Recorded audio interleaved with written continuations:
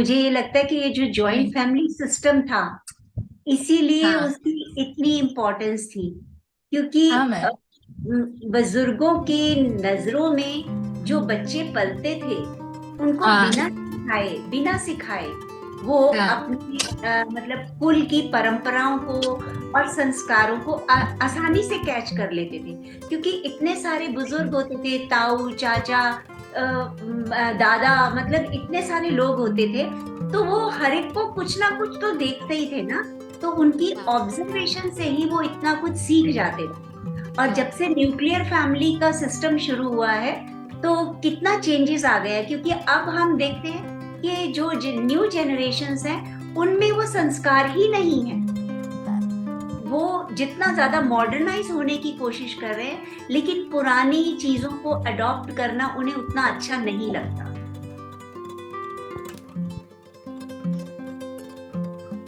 मैं आपकी बात से सहमत हूँ रीता मैम। और दूसरा मैं ये भी कहना चाहूंगी कि अब आप देख रहे होंगे कि टिकटॉक या जिस तरह की रील्स बन रही हैं उसमें वो दिखाई दे रहा है, लेकिन टिकटॉक में 1-2% या यूट्यूब में ऐसा भी है कि यंगस्टर्स, एक बियर बाइसेप्स करके एक यूट्यूब चैनल है जिसमें 25 वर्षीय जो लड़का है वो फिर ये हमारे जो भी जैसे उपनिषद है या इस तरह के जो हिस्टोरिक चीजें हैं या वो वैदिक चीजें हैं उस पर वो दोबारा से क्या बोल रहे हैं कि अट्रैक्ट हो रहा है। तो दोनों ही प्रकार का मतलब सोशल मीडिया के हिसाब से दोनों ही हाँ प्रकार के रिएक्शन दिखाई दे रहे हैं।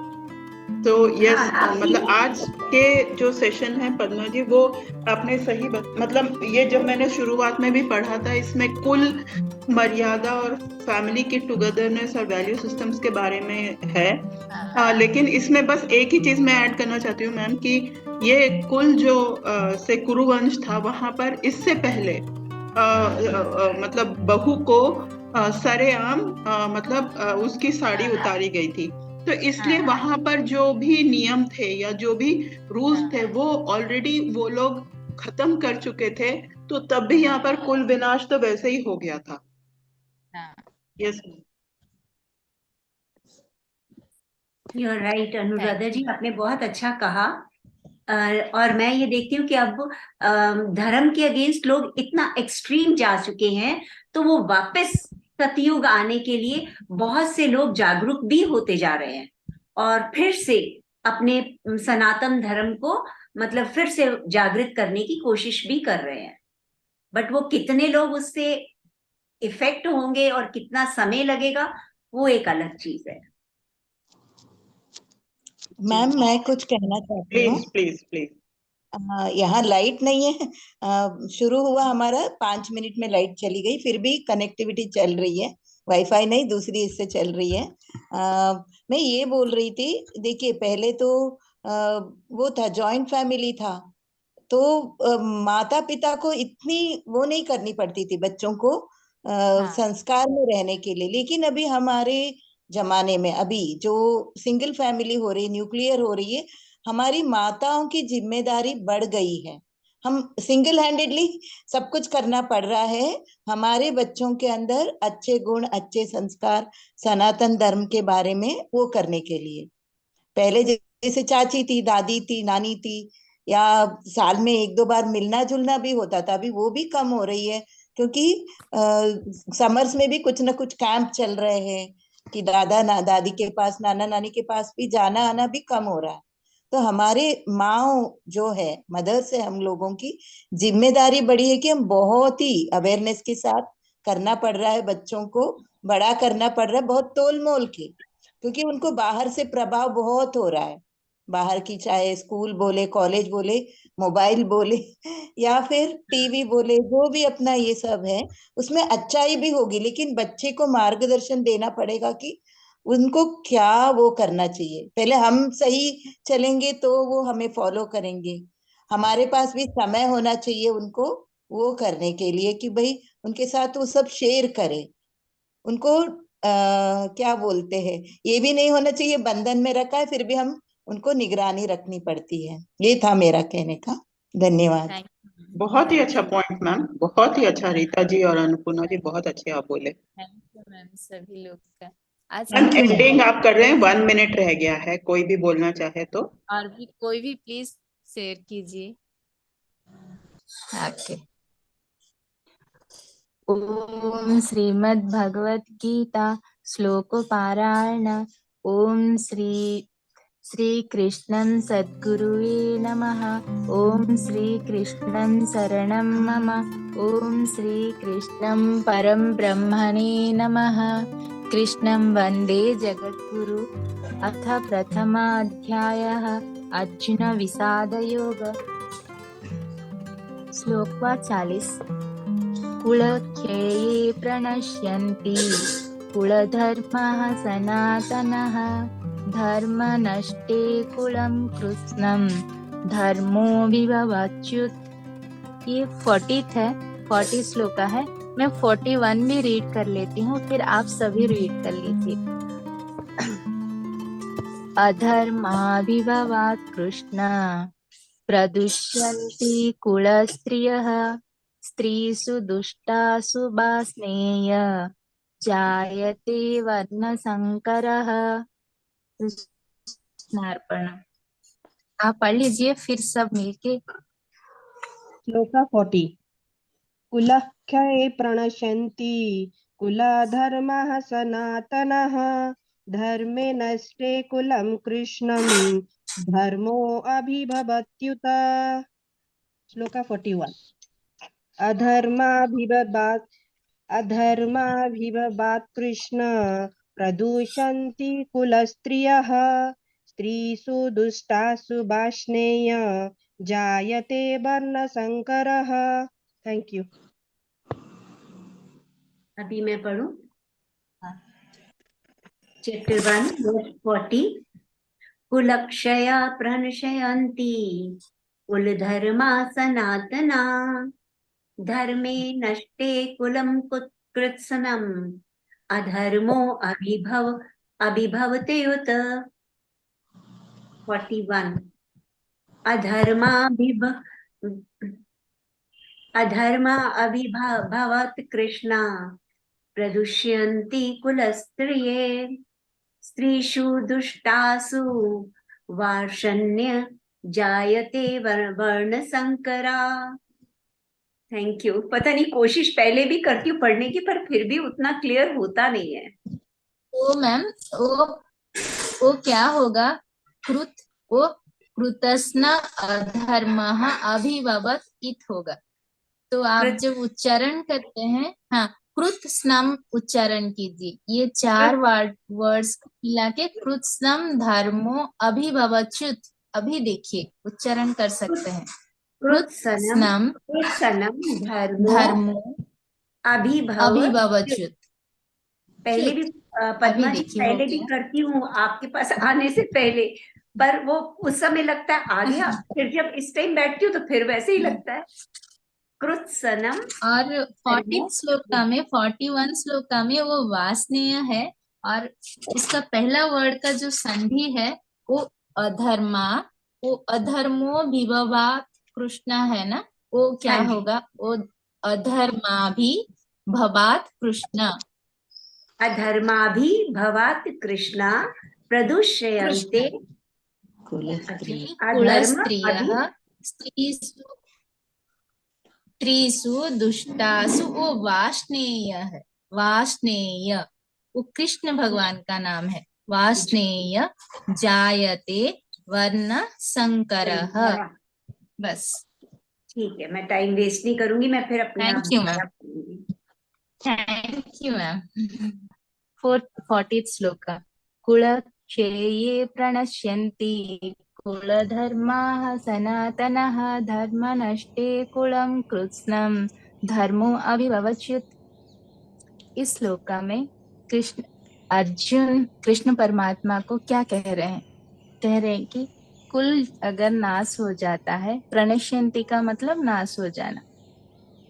कुल धर्म को क्या बोल रहे हैं? जो सनातन है, हमेशा से चलती आ रही है। एक कुल का धर्म कब से आरंभ हुआ है किसी को पता नहीं। आपका वंश का जो धर्म है, आपके वंशजों ने जो आपको सिखा रहे हैं, पास कर रहे हैं जनरेशन टू जनरेशन, ये कब स्टार्ट हुआ था किसी को पता नहीं।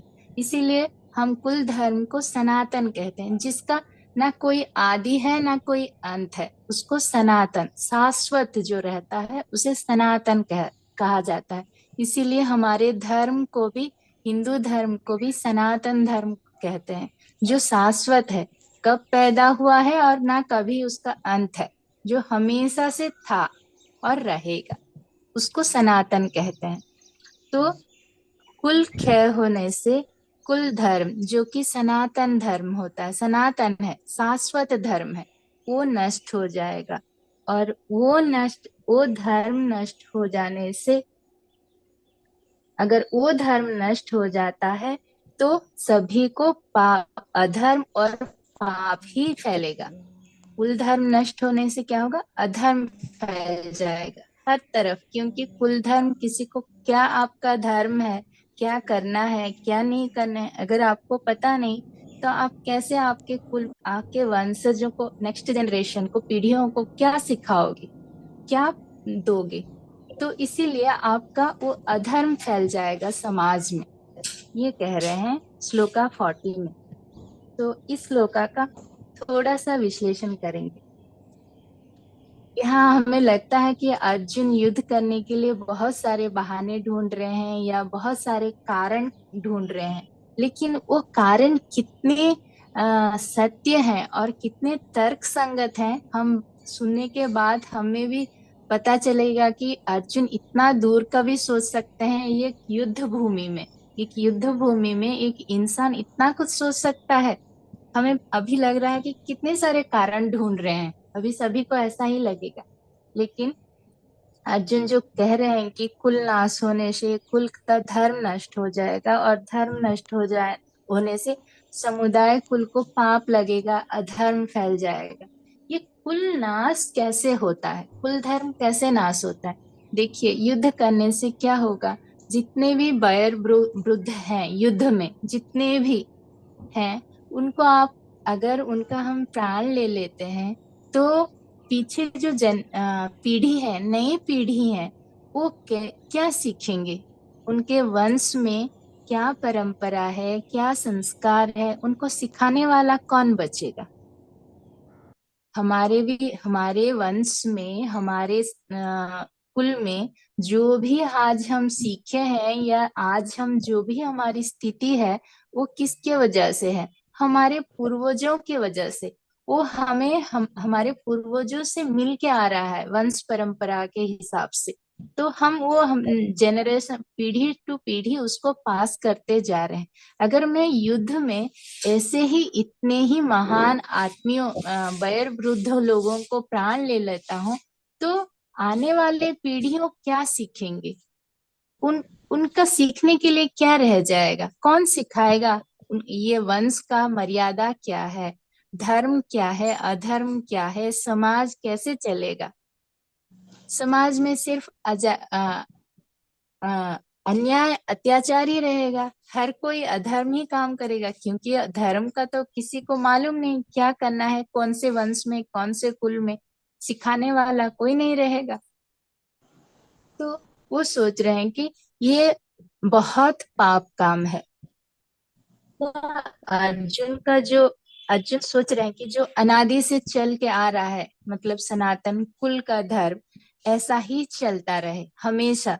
जो सोच है, हम भी हमेशा सोचते हैं ना, हमारा जो कुल का वंश है, हमारे पूर्वज जो रहते हैं, हमारे ग्रैंड पेरेंट्स या हमारे आगे आगे, वो सोचते हैं कि हमारे जो जनरेशन्स हैं, पीढ़ी है, हम जैसे सिखाए उसी तरीके से चलते रहें। लेकिन ये संभव नहीं है। समय के साथ हर चीज बदल जाता है, और हमें हर किसी को उस बदलाव को अपनाना पड़ता है। हम अपनाते हैं, लेकिन कुछ कुछ बदलाव ही लाना है। सभी को अगर हम मूल मूल को छोड़ देते हैं, अभी हमारे जरूरतों के हिसाब से बदलाव लाते हैं, लेकिन हमें हमारा मूल को पकड़ के रखना है कि हमारा संस्कार क्या है, हमारा कुल धर्म क्या है, उसको पकड़ के रखना है। लेकिन आप समय के हिसाब से आप उसको कितना भी बदलो, कोई फर्क नहीं पड़ता। लेकिन अर्जुन यहाँ चाह रहे हैं कि जो अनादि से चल के आ रहा है वो कुल धर्म हमेशा चलता रहे, हमेशा चलता रहे। हर कोई पीढ़ी से पीढ़ी वो सनातन धर्म अपनाए, हमेशा समाज में शांति रहे, धर्म रहे, ऐसा वो चाह रहे हैं। इसीलिए वो नहीं चाह रहे हैं कि वो जितने भी वयोवृद्ध वृद्ध हैं उनका प्राण ले लें, जिसकी वजह से कुल नाश हो जाए, उनका धर्म भी नाश हो जाए। देखिए, नई पीढ़ी नई जो पीढ़ी आते हैं उनको पुराने पीढ़ियों का हमारा जो सोच है वो इतना सही नहीं लगता है। और सनातन संप्रदाय को वो अपने हिसाब से उस संप्रदाय को मोड़ लेते हैं, अपनी जिंदगी में अपनाते हैं। और सनातन संप्रदाय को बचाने के लिए कितना कोशिश भी कर लीजिए, कितना भी कोशिश कर लीजिए, वो समय के साथ बदलता ही रहता है, बदलता ही रहता है। हर कोई अपने हिसाब से अपनी जिंदगी में उसको उतारेगा। तो ये कह रहे हैं कि अर्जुन, इस जो सनातन धर्म है ये हमेशा ऐसा ही चलता रहे, ऐसा ही चलता रहे। लेकिन यहाँ वो सोच नहीं पा रहे हैं कि समय के साथ बहुत कुछ बदलाव को हमें अपनाना पड़ेगा। और इस मोह में वो अपनों को मारने के लिए वो मना कर रहे हैं कृष्ण परमात्मा को। ये है श्लोका 40 का एक्सप्लेनेशन मैम। और 41 का एक्सप्लेनेशन अभी देखते हैं। अधर्म अधर्माभिभवात् कृष्ण प्रदुष्यन्ति कुलस्त्रियः स्त्रीषु दुष्टासु वार्ष्णेय जायते वर्णसंकरः। ये श्लोका बहुत लंबा है, इसका एक्सप्लेनेशन आप सब सुनिए। इसके बाद आप सभी का मत भी मुझे चाहिए, कैसे लगा आप ये एक्सप्लेनेशन। इस श्लोका में कृष्ण परमात्मा कह रहे हैं कि हे कृष्णा, पाप पाप अधिक हो जाने से कुल स्त्रियों जो हैं उनका चरित्र नाश हो जाता है। हे वाष्णेय, वाष्णेय का मतलब कृष्ण परमात्मा का नाम है यहाँ पर। हे वाष्णेय, कुल स्त्री का चरित्र अगर नष्ट हो जाता है तो वर्ण संकरण उत्पन्न होता है। वर्ण संकरण मीन्स एक जाति दूसरे जाति से मिल जाना, तो ये उत्पन्न होता है। तो ये सब कहाँ से आया? इतना इस युद्ध भूमि में स्त्रियों तक कैसे अर्जुन पहुंच गए? देखिए, युद्ध करने के लिए अर्जुन इतना क्यों सोच रहे हैं, हमें इस श्लोका में अर्जुन स्पष्ट कर रहे हैं कि क्यों वो युद्ध नहीं करना चाहिए। देखिए कितना सोच रहे हैं दूर की। वो कह रहे हैं कि कुल नाश होने से अनादि से जो चलती आ रही है वो धर्म, वो नाश हो जाएगा। और वो कुल धर्म नाश होने से अधर्म बढ़ जाएगा। और अधर्म बढ़ जाने से अर्जुन सोच रहे हैं कि अधर्म बढ़ जाने से कुल स्त्रियों का जो स्त्रियों है इनका चरित्र भी नाश हो जाएगा। और स्त्रियों का चरित्र अगर नाश होता है तो वर्ण संकरण हो सकता है, होगा बोल के अर्जुन मन में बहुत दुख प्रकट कर रहे हैं। अर्जुन का दुख का कारण यथार्थ है। कुछ लोग ये भी कह सकते हैं कि सिर्फ चरित्र क्या सिर्फ स्त्रियों का है क्या, पुरुषों का चरित्र नहीं है क्या, ऐसे कह के भी बहुत लोग तर्क कर सकते हैं।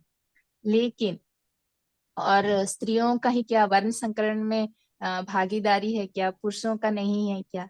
लेकिन एक समाज के निर्माण में स्त्रियों का सबसे ज्यादा हाथ रहता है। घर में सबसे ज्यादा माँ बच्चों को बड़ा करने में, उनको संस्कार सिखाने में सबसे बड़ा हाथ किसका रहता है? माँ का रहता है। तो स्त्री ही जो है एक समाज बनाती है। तो वही स्त्री जब ऐसे परिस्थितियों से गुजरेगी तो कैसे समाज बनेगा? अर्जुन के अर्जुन के इस बातों से यह पता चलता है कि अर्जुन समाज की मतलब सृष्टि में स्त्रियों का महत्व कितना दे रहे हैं, स्त्री का महत्व कितना है सोच रहे हैं। देखिए, वो कह रहे हैं कि समाज का उद्धार हो या पतन हो, दोनों स्त्रियों के ऊपर ही निर्भर करता है। इसीलिए वो यह कह रहे हैं कि अर्जुन, स्त्री स्त्री का बहुत महत्व है इस समाज को बनाने के लिए। अर्जुन कितना दूर का सोच के भविष्य के लिए दुख कर रहे हैं, क्योंकि क्यों अर्जुन युद्ध मना कर रहे हैं, अभी हम सभी को समझ में आ रहा होगा। देखिए, इस युद्ध में कितने पीढ़ी के लोग अपना प्राण को बलिदान दे देंगे। वो बेचारे वो बेचारे वो बेचारों का इसमें कोई भी दोष नहीं है। सिर्फ वो लोग प्राण दे देंगे, ये बात नहीं है। और देखिए, इस युद्ध में जो लोग प्राण, सभी को तो प्राण जाएगा, तो फिर बचेंगे कौन? सिर्फ बच्चे और स्त्रियां। तो इनका क्या दोष है? इस युद्ध में उसका कोई लेना देना नहीं है। कितने बच्चे अनाथ हो जाएंगे, कितने माँ का गोद उजड़ जाएगा, कितनी स्त्रियां अपने पतियों को खो देंगे, कितने बहन अपने भाइयों को खो देंगे। तो समाज में सिर्फ बचता कौन है? केवल स्त्री ही बचेंगे। तो केवल स्त्री से ये समाज कैसे चलेगा? वो बच्चों को कैसे बड़ा करेंगे?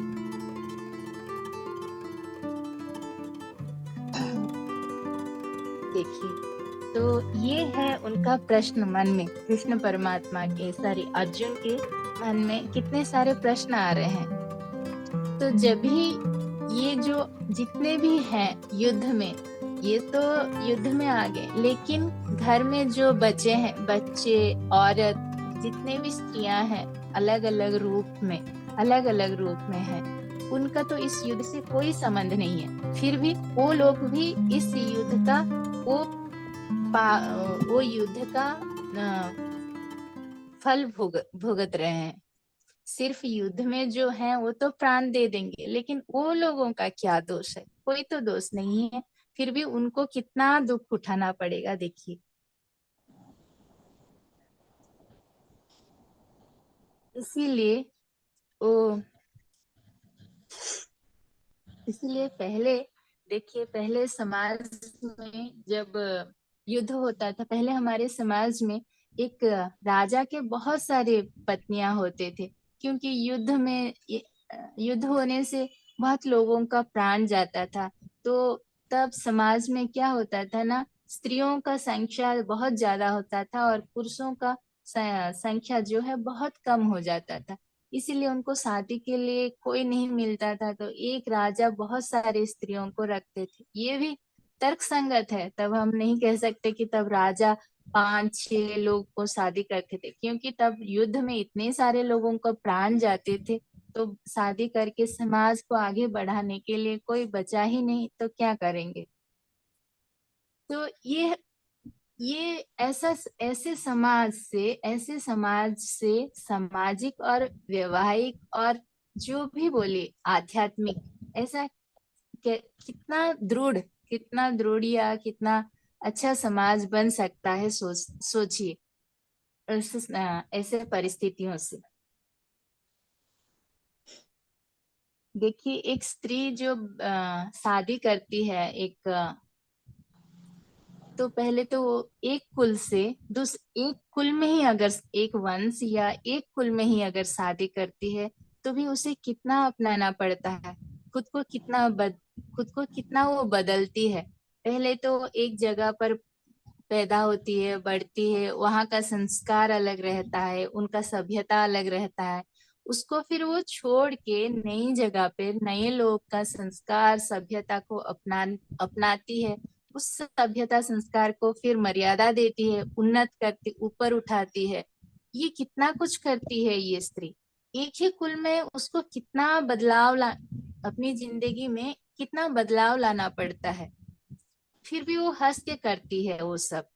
जब ये कुल नाश हो जाता है, तो एक स्त्री के पास और कोई भी ऑप्शंस नहीं रहते हैं। तो कुल का तो कोई रहा नहीं। तो वो शादी जब करते हैं, तो कुलांतर शादी या वर्णांतर शादी करते हैं तो उन्हें कितनी मुश्किलें उठाना पड़ेगा। एक कुल तो चलो ठीक है, एक ही कुल में है तो वो कुछ तो सेम रहता है, एक कुल में ही उसे कितना कुछ बदलाव अपनी जिंदगी में लाना पड़ता। तब अगर वर्णांतर या कुलांतर शादी होता है तो एक स्त्री की जिंदगी में कितने सारे बदलाव को लाना पड़ेगा। सबसे ज्यादा मुश्किल एक स्त्री को ही उठाना पड़ता है। फिर उस उनके बच्चे जो होंगे तो वो कौन से संस्कार और कौन से सभ्यता और कौन से परंपरा को अपनाएंगे। उनके पास तो अभी कोई भी एक संस्कार सभ्यता और परंपरा नहीं है, तो कौन से परंपरा को अपना आगे बढ़ाएंगे। ये भी एक कंफ्यूजन आ जाता है। तो समाज तब कैसे बनेगा, कैसे समाज बनेगा। समाज में सामाजिक वैवाहिक या अब आध्यात्मिक जो भी बोलिए, इसमें वो स्थिरता नहीं रहेगी। इसीलिए ये सब वो कारण जो भी हो, अगर स्त्री एक कुलांतर शादी करती है, उनके बच्चे जो होते हैं उनके कितने परवरिश में, उनके संस्कार में कितना कुछ बदलाव रहता है। वो बच्चों के आगे कितने सारे मुश्किलें आते हैं, और वो लोग तो फिर आगे समाज बढ़ाएंगे। वो कौन से संस्कार अपने जनरेशन को, नेक्स्ट पीढ़ी को देंगे। तो ये सब सोच के अर्जुन बोल रहे हैं कि एक युद्ध में हम सिर्फ ये युद्ध करेंगे, ये लोगों का प्राण ले लेंगे, तो इससे कितना कुछ फर्क, मतलब कितना कुछ इफेक्ट हो रहा है। देखो, एक कुल का नाश का मतलब एक स्त्री जाति को भी उसका प्रायश्चित करना पड़ रहा है, उस फल को भुगतना पड़ रहा है। आने वाले पीढ़ियों को भी उसका फल का भोगना पड़ रहा है। तो इतने लोग जो हैं, ये सब युद्ध का परिणाम को भुगत रहे हैं। सिर्फ युद्ध में जो लोग प्राण हार रहे हैं, प्राण दे रहे हैं, वो लोग सिर्फ नहीं है। ये है अर्जुन का सोच युद्ध क्षेत्र में। देखिए अर्जुन कितना सोच रहे हैं। हम सिर्फ सोच रहे थे कि आत्मीय लोग का प्राण लेना है, लेकिन उन आत्मीय लोग का प्राण लेने के पीछे इनका सोच, अर्जुन का सोच कितना दूर तक जा रहा है। क्योंकि हमारा सनातन धर्म जो है वो हमेशा समाज के बनाने में स्त्री को बहुत सारा मर्यादा देती है, बहुत ही ज्यादा। हमारा सनातन धर्म में स्त्री को देवी बोल के पूजा करते हैं हम। तो ऐसी स्त्रियों का जीवन बर्बाद हो जाता है इस युद्ध से। इसीलिए वो चाह रहे हैं कि मैं ये युद्ध नहीं करूंगा। ये युद्ध करने से स्त्री जाति पूरा नाश हो जाएगा। इससे कुल भी आगे आने वाली पीढ़ी को कोई संस्कार नहीं जाएगा और अधर्म ही अधर्म फैलेगा। और इस श्लोका में कृष्ण परमात्मा को और वाष्णेय बोल के संबोधन किया गया है। वाष्णेय का मतलब क्या है, पहले जानते हैं। यदु वंश को जो कृष्ण परमात्मा जिन वंश से मतलब जिस वंश विष्णु वंश। विष्णु कौन है? यदु वंश के एक राजा थे सत्वाता।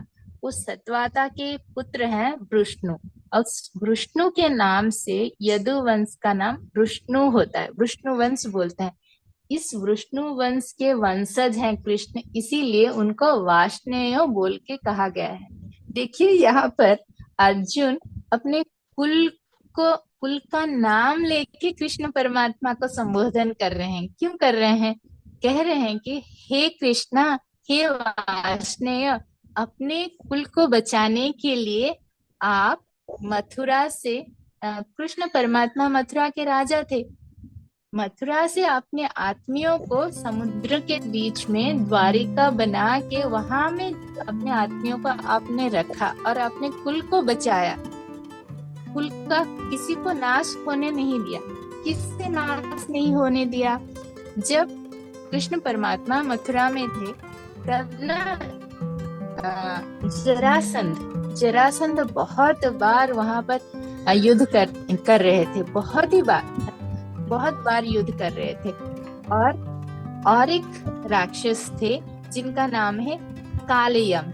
वो 30,000 सैनिक के साथ मतलब वो मथुरा के ऊपर बहुत बार युद्ध करते हैं। तो इसीलिए कृष्ण परमात्मा क्या करते हैं, द्वारिका में समुद्र के बीच द्वारिका अंदर द्वारिका नगर स्थापन करके उनके यदुवंशीय जितने भी हैं सभी को वहां लेके रखते हैं, जिससे कि ये हर कोई सुरक्षित रहे और इस युद्ध से बच जाए, किसी का भी प्राण नाश ना हो और उनका कुल सुरक्षित रहे, कुल वंशी एक भी नाश ना हो। तो अर्जुन यह कह रहे हैं, आप अगर आपके कुल वंशियों के लिए द्वारिका निर्माण करके आपकी कुल वंशियों का रक्षा करना चाहते हो, सिर्फ आपका कुल धर्म बचे, तो मैं अपने आत्मियों को कैसे मार सकती हूँ, मैं अपना कुल वंशियों को कैसे मार सकता हूँ, ये भी तो मेरे कुल वंशीय हैं और इनको वध करने से मेरा कुल नाश हो जाएगा, मेरा कुल धर्म चला जाएगा। तो आप मेरा दुख समझ सकते हो, क्योंकि आप भी अपने कुल के लिए ही द्वारिका निर्माण किए हो, तो आपको तो मेरा दुख पता होना चाहिए हे वाष्णेय। अभी आप मुझे बताओ कि मैं क्या करूं। बोल के कृष्ण परमात्मा को अर्जुन अपना तर्क रखते हैं। ये है मैम 41 श्लोका। थैंक यू, कृष्णार्पण। थैंक यू मैम, धन्यवाद, बहुत बहुत धन्यवाद। यह आज कोई कुछ कहना आज चाहता है तो प्लीज शेयर करें अपना। हाँ प्लीज।